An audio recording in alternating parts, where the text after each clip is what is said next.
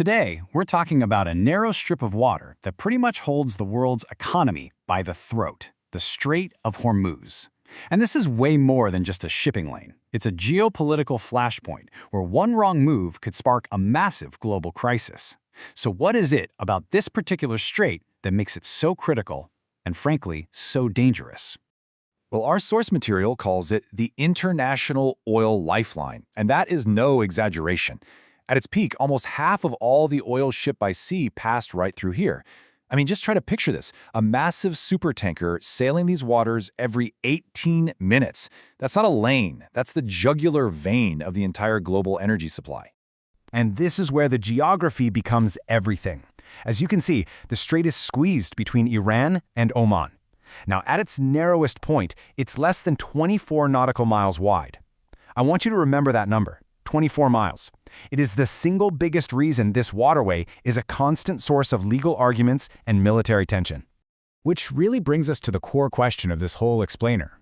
What happens when a global superhighway runs right through someone's front yard? You know, who gets to set the rules of the road? Who decides who can and can't pass through? To really get the standoff here, you first have to understand the rulebook itself. So to figure that out, we have to take a quick look at how the rules of the sea themselves have completely changed, because it was a huge shift in international law that created the exact problem we see today in the Strait of Hormuz.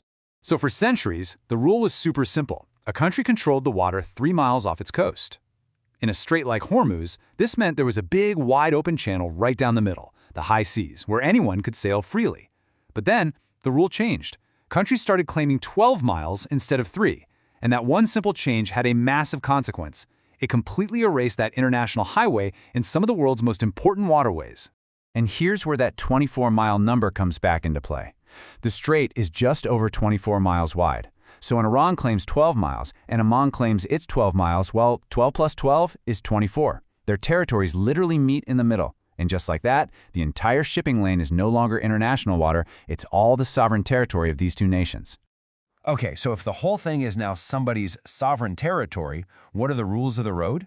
Well, this is where two completely different legal ideas go head-to-head, each with powerful supporters and totally different consequences for global trade and security.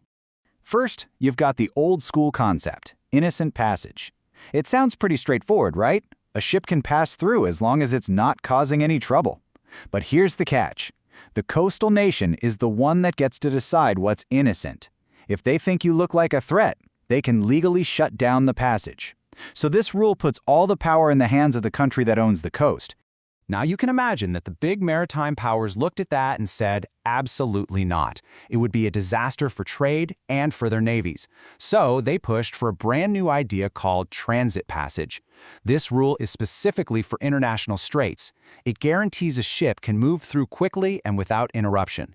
And, this is the most important part, the coastal country cannot suspend this right. It's all about prioritizing freedom of navigation for everybody. When you put them side by side like this, the differences are just night and day. Under innocent passage, can a country stop you? Yup, for national security. Transit passage? No way. What about submarines? Innocent passage says they have to come to the surface and show their flag. Transit passage says they can stay submerged. Aircraft flying over? A definite no for innocent passage, but a yes for transit. You can see pretty clearly why countries like Iran and Oman favor the first one, and why powers like the US and UK demand the second. And look, these are not just abstract legal theories from some dusty textbook. These two ideas, they represent the actual battle lines in a standoff that's been going on for decades, a conflict that has literally shaped the geopolitics of the entire Persian Gulf.